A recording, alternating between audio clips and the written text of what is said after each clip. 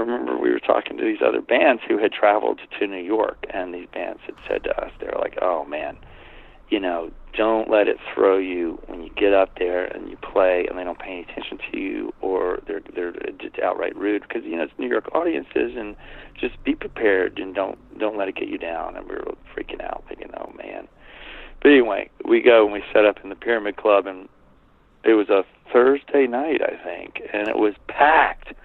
Because RuPaul was kind of already, at that time, he was kind of famous among the kind of the new wave queer crowd.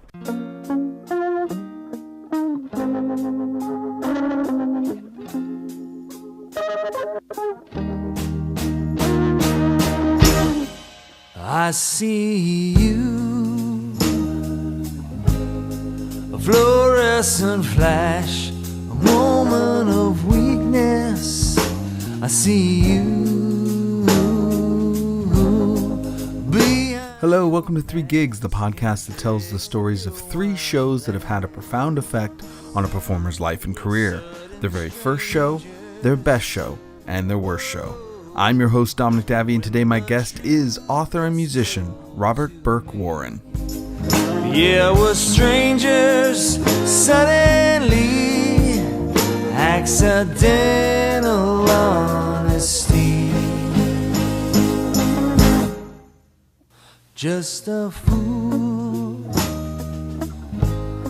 to think I could read the language of your face. Robert Burke Warren is a writer, performer, and professional musician. His work has appeared in a number of magazines, and he's even ghostwritten for Greg Allman, and his liner notes appear in the award-winning CD Live at Cafe Lena. His debut novel, Perfectly Broken, is out now at bookstores both brick and mortar and online. As a songwriter, he's released 7 albums, 2 as Robert Burke Warren and 5 as Uncle Rock. His work also appears on the albums by Rosanne Cash and rockabilly queen Wanda Jackson.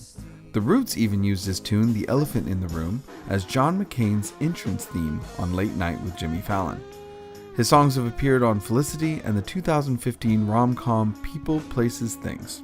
In the mid-90s, he performed as Buddy Holly in the West End musical Buddy, The Buddy Holly Story, and prior to that he traveled the world as a bass player, playing in a variety of bands, from Wee Wee Pole with RuPaul, to Go Van Gogh, who were peers of REM, to globe-trotting rockers the Fleshtones. And that's not even half the bands he's been in.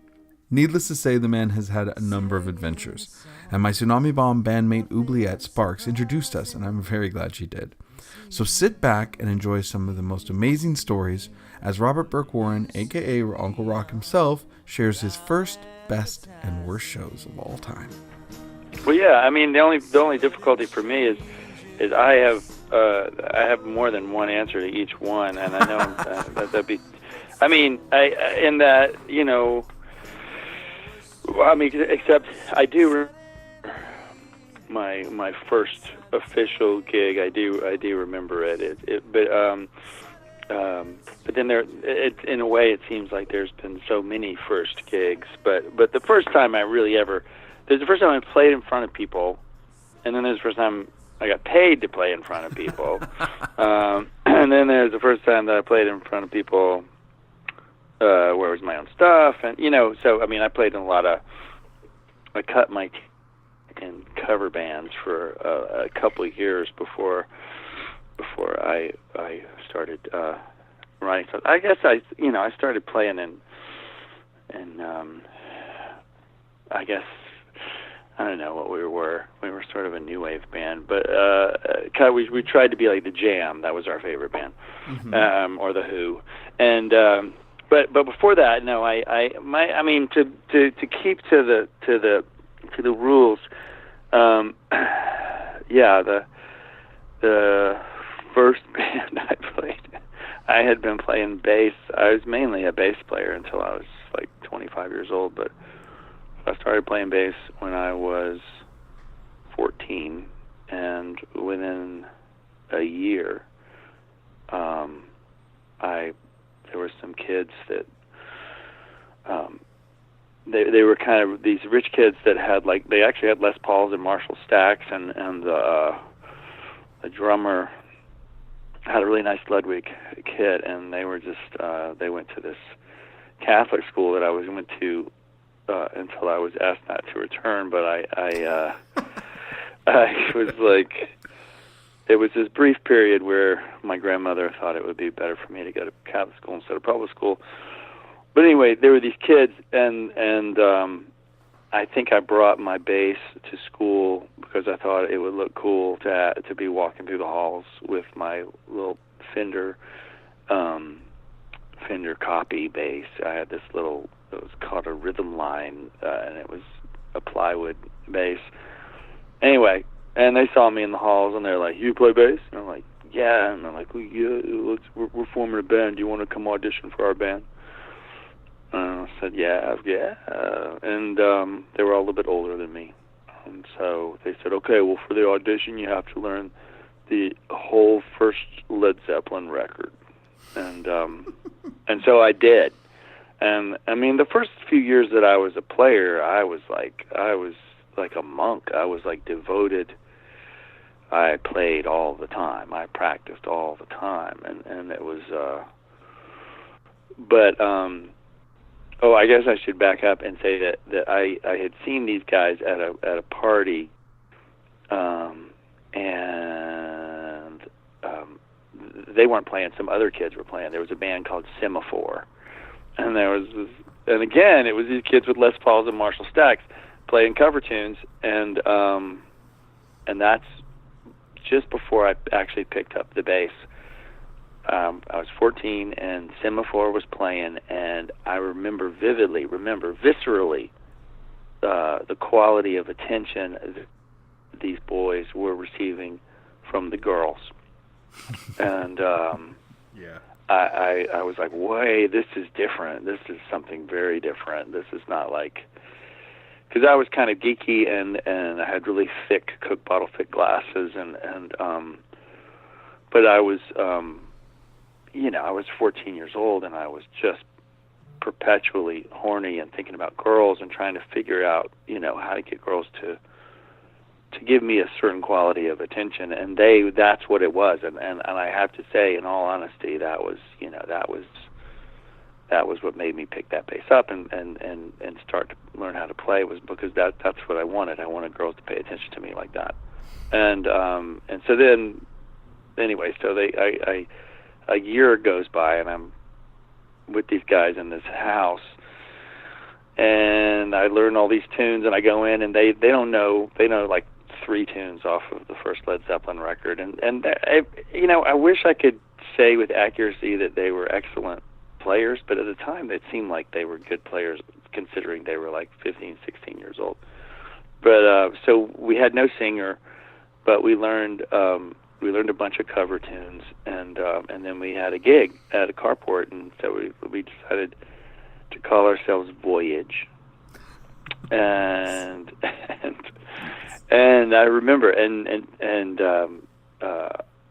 we did. We set up in a carport, and it was a bunch of high school kids,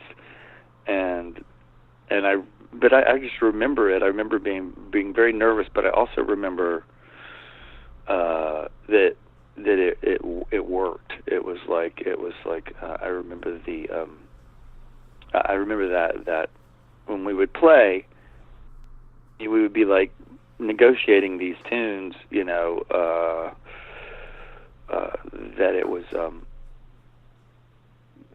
different. It was different. I felt like I had made the right call because there's a way that when you're that age, and there's a way that, or at least if you're a heterosexual young man, there's a way that there's a quality of attention that is calm and lustful, and it feels really good to be looked at like that. I hate to sound so superficial, but I mean, later on down the line, I got much more into the other aspects of being a musician and sort of aligning yourself with a canon of tunes and with people who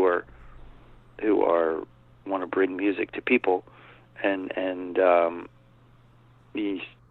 your tribe, and it becomes about much more than that. But Right. I have to be honest and say that initially that was the main draw, you know.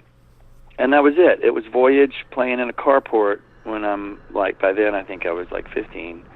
And yeah, it was, I lost my virginity soon thereafter, and that's all she wrote. But, you know, that was the first gig. A carport somewhere in the suburbs of Atlanta, Georgia in 1980. And someone took I remember some kid took a photograph, black and white photograph of us playing, and I remember seeing that, and I wish I had that, because it would be a nice document to have of that time. But all I really have right now is the memories of Voyages, and I think we played one other gig after that, and then the band broke up, and then I was in all different bands. But I loved being in a band too. I mean, there was also that sense of being in a gang and being I don't know, having kind of a superpower, and but tapping into being inside the music as opposed to just passively listening to it, having it come out of your hands, and that was definitely a thrill, you know, and It is. you're tapping inside it, you know. I mean, it was then, it remains the most spiritual experience, meaning when you feel connected to something larger than yourself, you know, tapped into something that's beyond yourself, and it's a thrill, you know. But that's the first time I remember feeling an inkling of that. And but anyway, that's the first gig. That's a great story. That's a fantastic story. I like how you touched upon, because first off, there has not been a musician yet that I have met that didn't start out as a nerd. That just desperately wanted people to look at them. I mean, no matter how cool they may seem now, I tell everybody, I was like, you don't get that good if you have a super great social life. You have to use, and you're using that to get through. Like most of the best musicians I've ever met, from even whether they're famous or not, it's because they had to spend a little bit of time on their own, like learning how to play in the first place. But right, what am I going to do? Like I feel awkward, and it's also, you know, if you're kind of a devotional type of person, if you have like what I call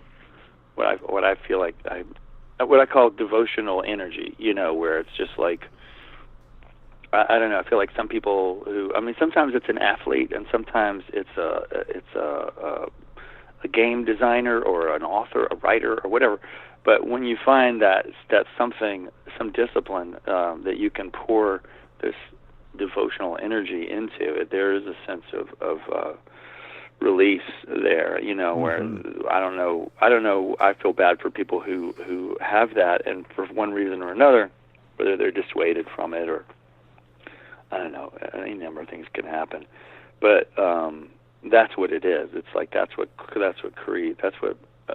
makes a musician, I feel like, is that you have to sit and devote yourself to your instrument and the process of learning how to play it, and you know, it takes that kind of a mindset. I feel like, you know, you can't. I mean, I'm sure you have crossed paths with plenty of people who feel like they want to do it, and they're just, you know, they're just not very good. You know, where they want to do it, and they want to have that kind of devotional energy, but they just don't have it for that, you know. Right. And that doesn't stop them from forming bands and picking up instruments and stuff. I always encourage people. I always encourage people to just to pursue it for their own sake. You know, it's like, do it for the sake of doing, if it appeals to you at all. But not everybody has. There's a certain type of people that you don't. It's been said to me before, and I agree. It's like, you don't play music because even in the long run, you realize quickly that you're not in music because you want to be. You're in music because you need to be, and you're compelled to be, and that's who you are. And there's no question about it. You know. Yeah, and people, you know, I think Courtney and I were talking about this, like, actually recently I wrote a blog post about this, and it got to someone at get this, it got to someone at AARP magazine because I'm 53, and but anyway, it was about being a musician and crossing paths with people who have known you in another time, like if I cross paths with people that knew me in my 20s and 30s, and pretty much before I became a dad, at 33, and they'll say to me, and I wonder if anyone ever says this to you when they see you, and they say, "So you still playing music?" Mm-hmm. Yep. So you still play music? And the first thing you think is, this person does not know me, and they may think they do, but no one who knows me would ever ask that question. Right. And but then you say, "Yeah," and they'll be like, "But you're not you were like gunning to be a rock star back in the day, or gunning just to be like a not necessarily a rock star, but a working musician, and here you are, you got some other job or whatever." And I'm always like, no, I'm a lifer. I'm in it for. It's just part of who I am. I mean, I'll never not play. I can't imagine. Honestly, and I'm sure it's the same with you. I cannot imagine not playing.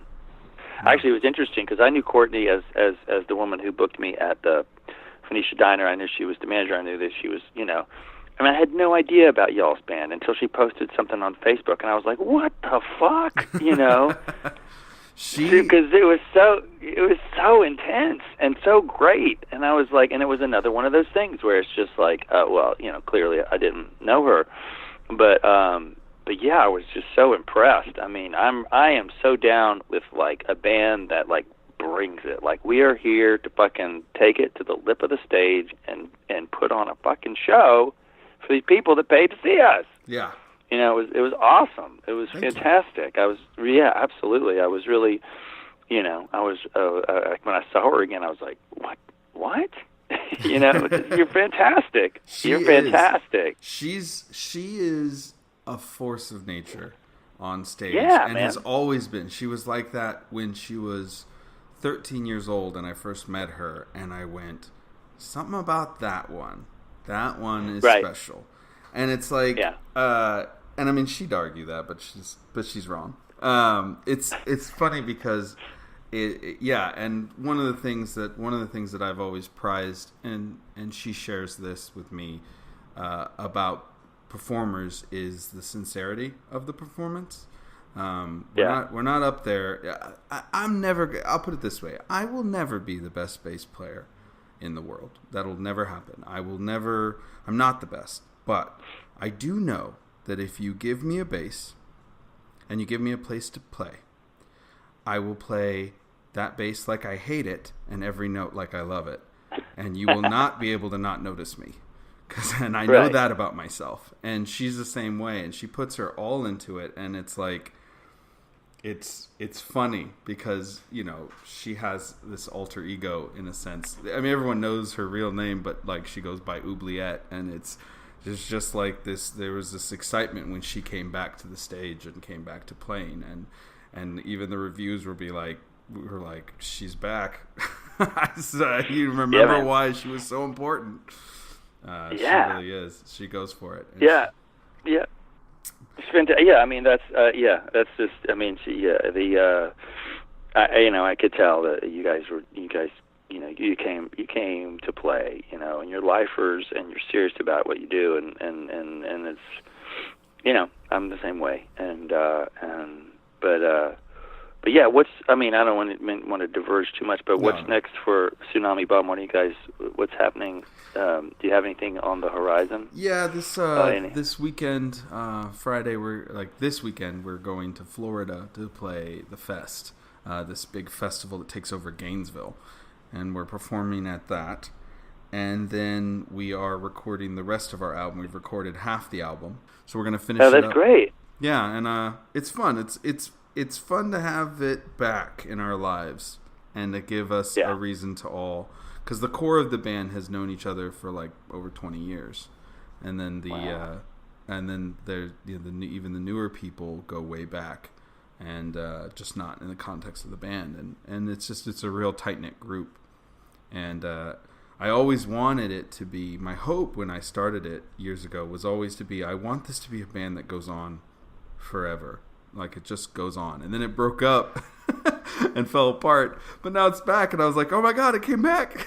So it's like, it's kind of a miracle that it's back, and we're just kind of enjoying it for what it is. We don't tour because we can't, because everybody's reality, but we do these like runs of 3 to 5 days around the country and then fly home, and everybody's enjoying it. It's like little quick mini vacations throughout the year, and it keeps us busy enough to be on the radar of everybody, and it's been a lot of fun. I get to see my best friends every so often. Yeah, that's great. It's great. I miss that aspect of playing in a band, because for years that's what I did. I played in bands. Well, not always with my friends, but I do miss when I was playing with my friends, but that's great. I can't wait to hear the record, and I hope you guys. I don't know how the economics shake it. I hope you do something in the. I mean, our neck of the woods is the fucking sticks, 3 hours north of. Have you been up here? Yeah. Have you been up here? Mm-hmm. Yeah, I've been there. Well, it was, but yeah, it'll be good. I would love to see you live. But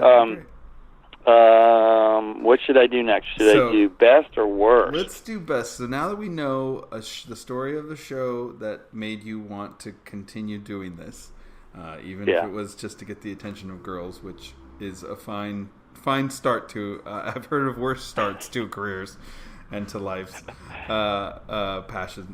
life's passions. But all right. So what's a moment where it really felt like it came together for you, and that this was it was a moment where you sat there and went like, this is why I wanted. This is everything. This is the moment it all came together.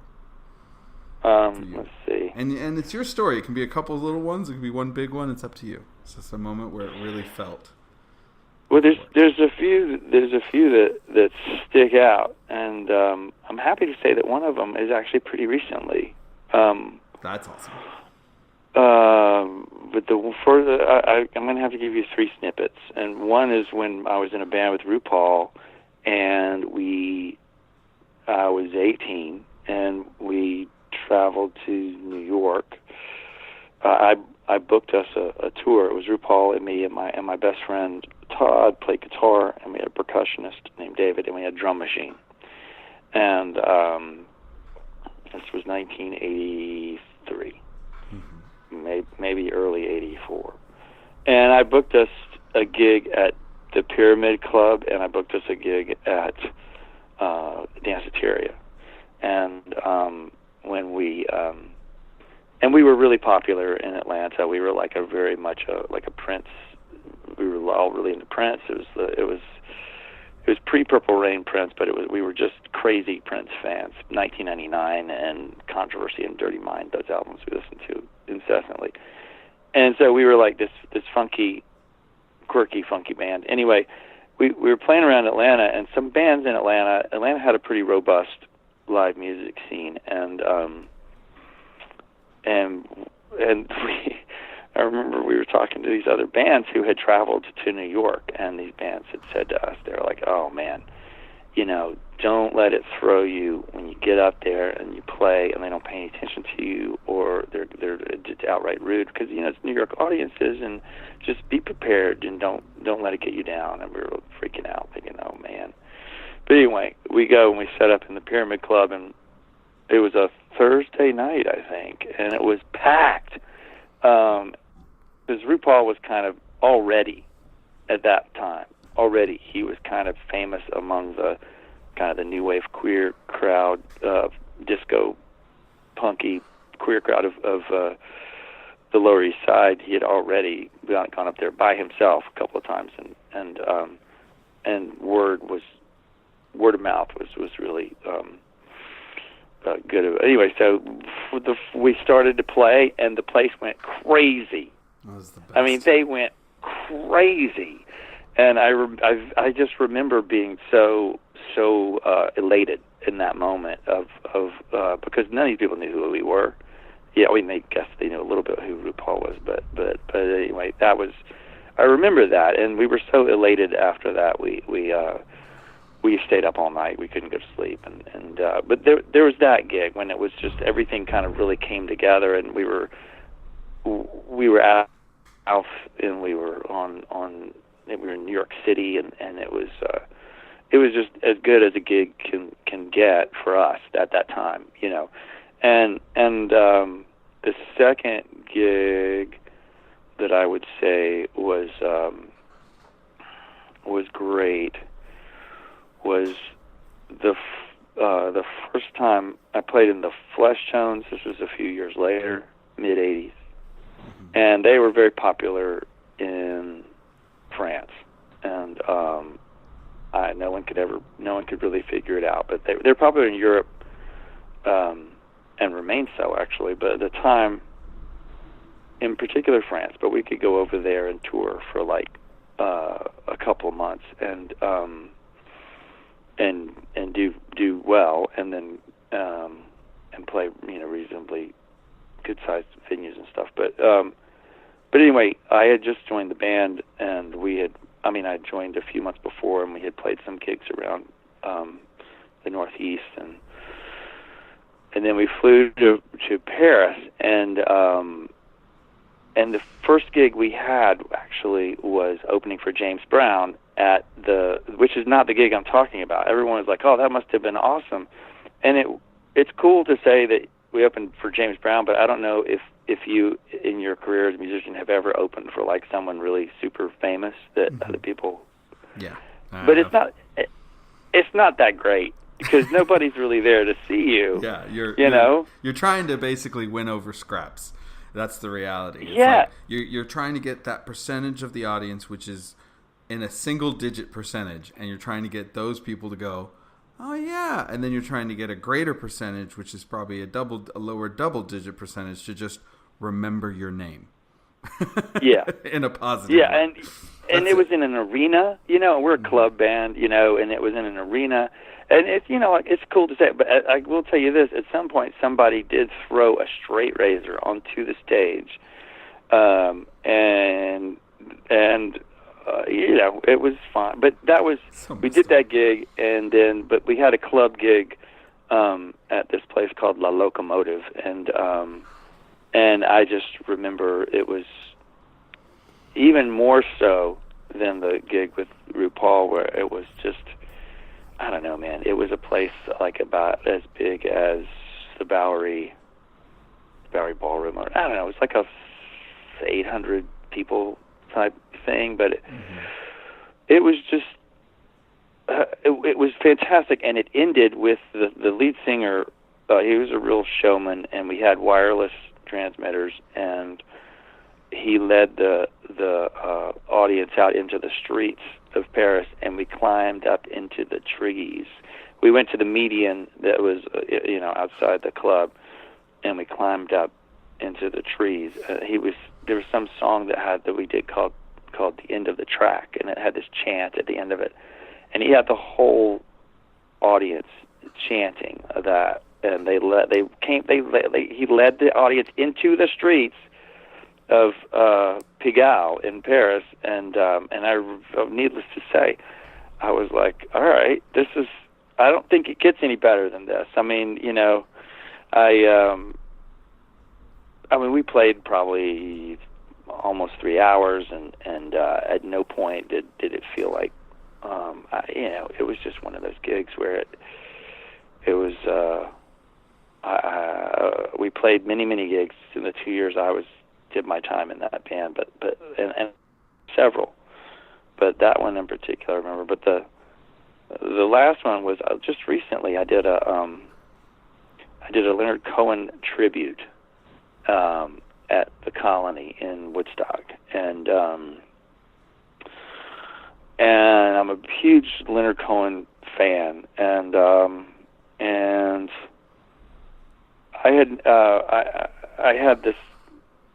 I had seen him in 2009 when he was on this tour that he went on to recoup his fortune, which his manager had squandered. I don't know if you know that story, but he had to go out on the road in his late 70s because his manager had, it was nightmarish. His manager had he had a nest egg, and it was probably like $6 million or something like that, and his manager stole it all and also sold the rights to his songs. So he had to go out on the road, and the word was that this tour was amazing. And I had seen him before in the early '90s, and it was really, really good. But it wasn't as good as this. It was at Madison Square Garden, and the reason I'm telling you this is because I remember sitting there thinking, watching the show and thinking, this is different than any other show I've ever been to. It's certainly not a rock and roll show, but the it's like a cross between a poetry reading and a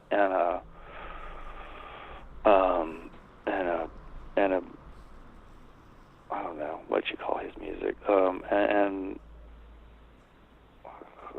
it's not folk, it's not pop, it's not jazz. I don't know what it is, but it's just Leonard Cohen music. It was, but the weight of the words. It was sort of like, I'm not a believer, but I feel like that's what people who believe, who sit in like a church or a synagogue or a mosque, when the liturgy gets read, if they're believers, that they must feel some sort of a connection to the liturgy. And I remember thinking that and thought, wow, that's everyone in this arena is leaning on the edge of their seats, waiting for the next word of this song. And his vocals were up really loud in the mix, of course, and his voice is destroyed, by the way. I mean, it wasn't like, so it was just these words. So it fascinated me, and I thought, man. And then after he died, I thought, man, I wonder if I can, like a set of songs that I feel like I can put over, and put together a band of my friends who can do this material justice. If I can make this, if I can evoke this same kind of vibe in a room, and so that was my goal, and I had never done anything like that before. I mean, I've been a singer-songwriter. I've played lots and lots of solo acoustic shows, where of my own material and covers, but I wondered if I could sustain it over an entire evening, and so we did that. We put together 2 sets. I didn't sing everything. I had friends come and do songs as well, but this was what's this? It's October. This was over the summer. Excuse me, and it was amazing. It worked. It went off the way I wanted it to, and I was so nervous about the whole affair. I thought, I am a worrier, and I was nervous, and I didn't sleep a wink the night before, and as soon as the band started playing, we opened with Everybody Knows, and it was that thing that happens at a great gig where suddenly you can feel the collective energy of the audience. Sort of you tap into that, and they're there for you, and they're enjoying it. They're connected to it, and everybody feels connected. And it went. We did 2 sets, and it was. And people came up to me afterwards with such gratitude. They felt like sustenance from it, some kind of like, and I don't know if that's partly because of the times that we're in, and people feel such a general, feel a general despair. Hang on a second. I keep getting these spam calls. But I don't know how it is with your peers and among your crew and everything. But I think people have generally gotten used to at least the people that came, and also, by the way, the place was packed, and not everybody. Well, most of the people I didn't know. They just wanted to come out and hear these songs, and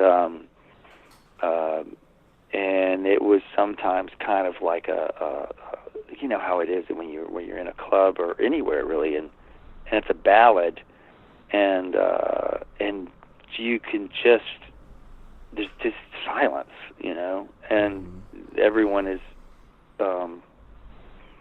part of the same thing, and there's this connectivity that you can only get with songs, and so that happened, and that was one of the greatest gigs of my life, and I feel great that one of the first one I told you about I was 18, and the second one I told you about I think I was 22, and then the third one I told you about I'm 53. So I mean, there's a lot of good gigs in there, in the last few decades that I recall. But those are the moments. Those are the big moments. The ones that stand out. Yeah, those are the ones that stand out, and it was because it was different, and it's nice, as a 53-year-old man, to know that I could try something new. I mean, it was a challenge. Had to remember a lot of fucking words, yeah.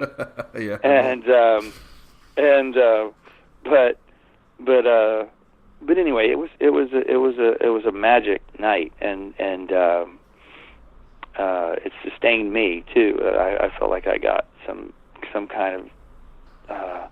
I wish there was another word besides spiritual, but I guess I'm just gonna say fuck it and say spiritual sustenance from the material and from the experience, from the people being in a room all enjoying it. I feel like, okay, yeah, this is what we do, this is what we do. And we bring people together when people feel alone and afraid, and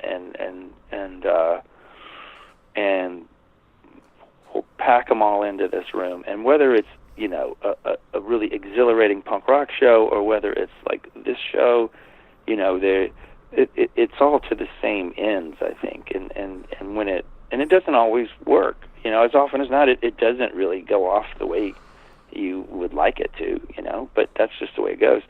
And but when it does, this was one of those ones where it was a good night. It was a really, really good night. That's amazing. It was great. I felt like I had found like a magic book of spells, and like, where you just you and also those songs, you just kind of get out of the way of the songs. And anyway, it was a good one, definitely. That's fantastic. I totally know what you mean. There's an energy quality that you can feel that's so incredible. It can be a show where everybody's going crazy and losing their minds, but there can be the show where everybody's silent and completely engaged, and it's just so powerful.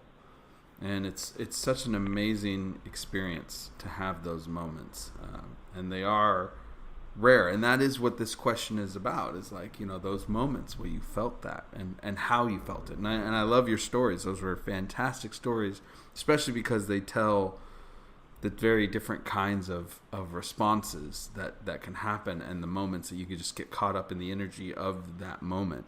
And that's inherently one of the many things I'm trying to convey to people, so that they understand what that's like, so they understand like what it's like on the other side of it. Like maybe they've gone to a show and been a part of that audience where they felt really connected to the songs that they love, or an artist they really love, and then now you're hearing it. What was it like on stage to feel that, and how it felt? And I think so. Those are perfect stories. Thank you for sharing them. Those were great. Definitely hit now the you got to nail hear on about the worst. now You got you got the worst.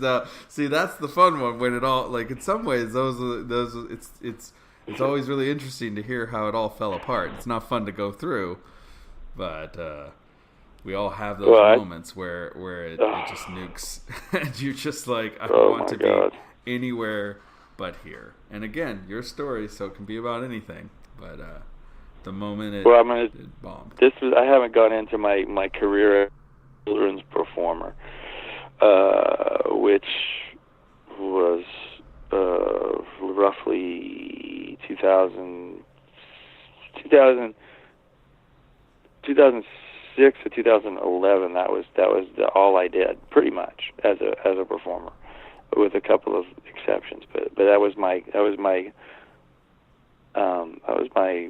livelihood. And but in the very beginning, I had this thing kind of. We moved up here from Manhattan, and I was working at a preschool, and I became through working at the preschool and making up songs for the kids.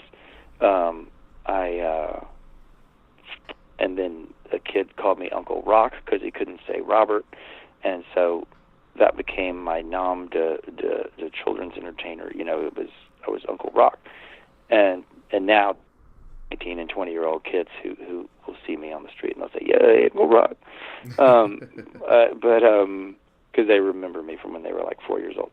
But anyway, it was in the very beginning, and there's a festival that I have up here every summer called Mountain Jam, and it's up not far from where I live. And in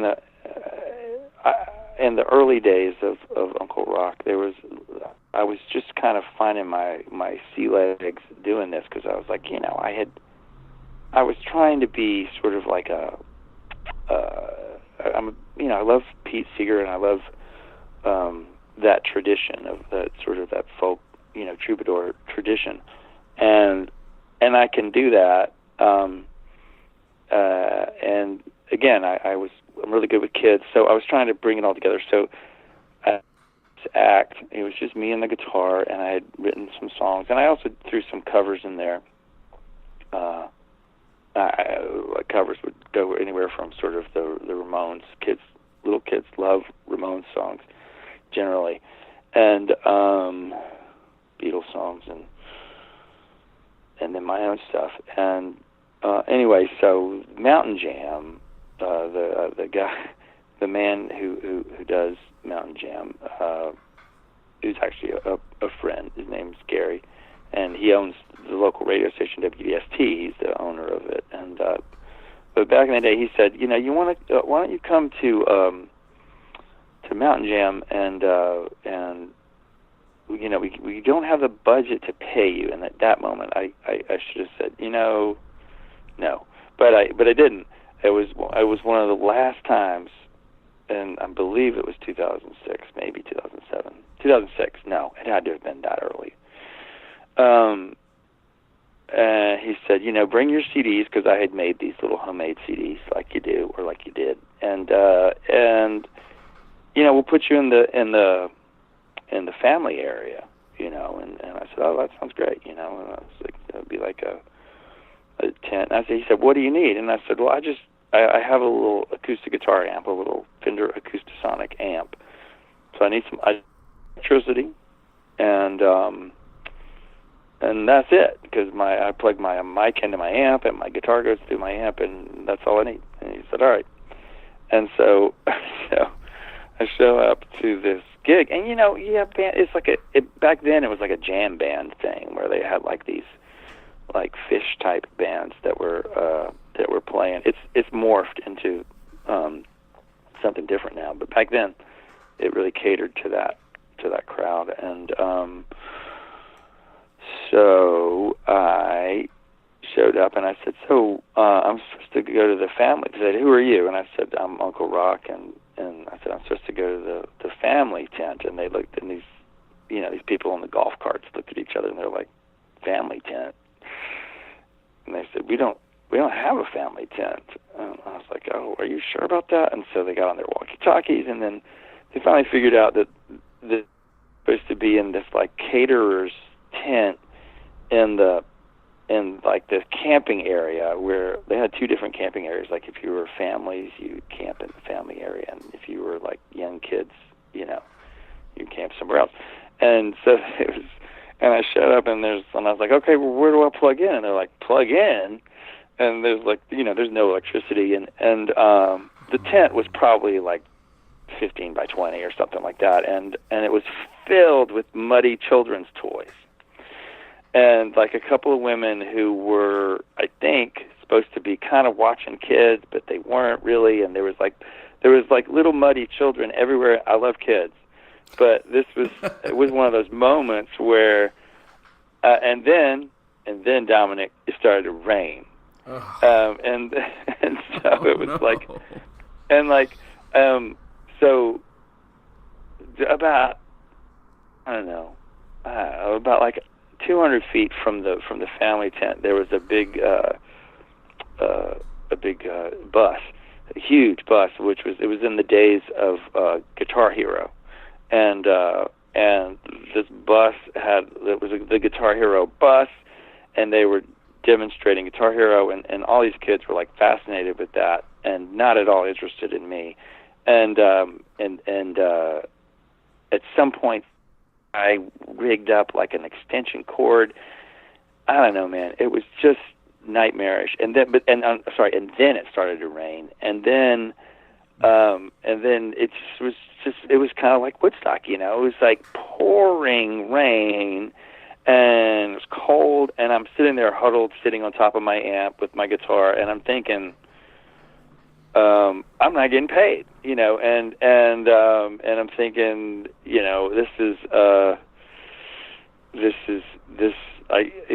I guess I was, at that time I have to do some math here. I guess I was 42 or something, and I was like, the fuck am I doing here? What am I doing? What have I done? This is so many bad choices, so many bad decisions have led me to this moment, and there's nothing, and I can't play my way out of this. I mean, I did sit there and do my stuff. Nobody's interested in me.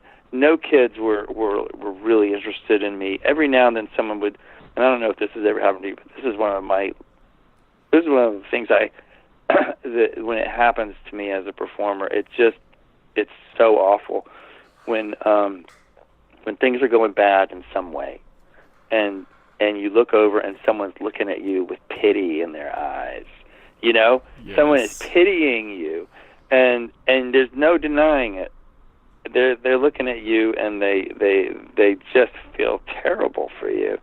And so there was a couple of times when I looked up and someone was looking at me like with that expression on their face, and they're like, "You poor bastard, man." And so I just sat there for the whole day, surrounded by tiny, muddy children and their muddy parents, and did my best, and then packed up and left.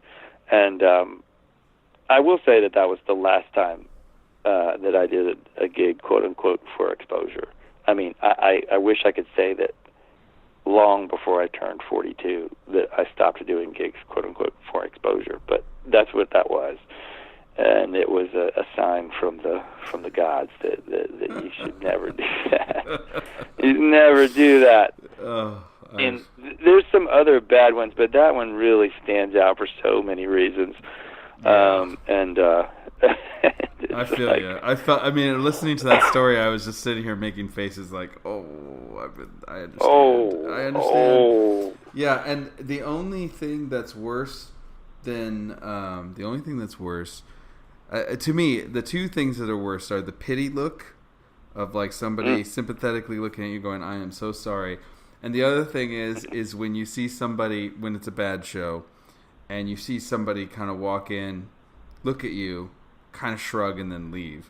Because it's because you weren't even able to inspire an emotion, a strong emotion. It was just like, nope. Yeah. No. Yeah, no. Indifference. No, thank you. Indifference is, you're right, indifference is worse. Yeah, that's true. And so those are the that's two. the worst. Those are the two that I walk around with. Is the pity looks where I'm just like, then why am I doing this? And then the other one is like, oh man, they don't even care. Like, it's just like care. they don't care. like. There's no dislike. There's no like. It's just meh. Yeah. Been there too, where it's just like, oh man. Yeah, I'm always fascinated by. I mean, thank God for YouTube in a way, because I'm always fascinated by those videos. I've seen a few of them where some like concert violinist, like one of the best in the world, they'll put a street somewhere in New York City or some urban area, and they'll sit there and they'll be playing, and people are just like walking by, and they don't give a shit. They don't care. Yeah. They don't care. Like one or two people will stop and give him like $1, and it's like, so that helps. That helps a little bit. But anyway, I admire their ability to do that, because that is tough. You have to really develop a thick skin to not like, oh, okay, nobody cares. Right. Okay. Yeah. I admire musicians like that as well, who and sometimes there's because of where Woodstock is, there's so many there are so many musicians of stature up here who will on occasion sit in at like some pizza joint, and just because they want to play, and people around them, they don't know, and they just noshing away on their pizza and drinking their beer, and there'll be someone there who's like got a Grammy or something. It happens, and they just, God bless them, they just want to get out of the house and play. Une chanson du Yeti. I know a guy who's tall as a tree, Bigfoot. He might scare you, but he don't scare me. Bigfoot. I know a secret, yes I know. He lives in a cave where the mushrooms grow. And anytime I want to, I can go to see my friend Bigfoot. My friend Bigfoot. You've been listening to Robert Burke Warren. If you'd like to know more about him, check out his website at robertburkewarren.com and pick up his book, Perfectly Broken, in stores now. I hope you enjoyed today's episode. You can find more at our website, 3gigspodcast.com. It includes live footage of all of our guests, including some great old videos of Robert Warren and his various bands. Find us on social media by searching 3 Gigs Podcast on your favorite platform. Chances are we're there. Come and tell us hello and tell us who you'd like to see on the show in the future. I'm always listening, and I'm always looking for good ideas and great guests. If you're using an iPhone or iTunes, please take a moment to leave us a good review on the show on our iTunes page by searching 3 Gigs Podcast. It's a huge help in reaching new listeners, and it means a lot to me. The feedback the show's received has absolutely blown me away, and I can't thank all of you enough, but I'll keep trying, so thank you. Our theme songs for this episode was Sudden Strangers by Robert Burke Warren from the album Lazy Eye, and My Friend Bigfoot from the album Big Picture by Uncle Rock, both out on Jackpot Music.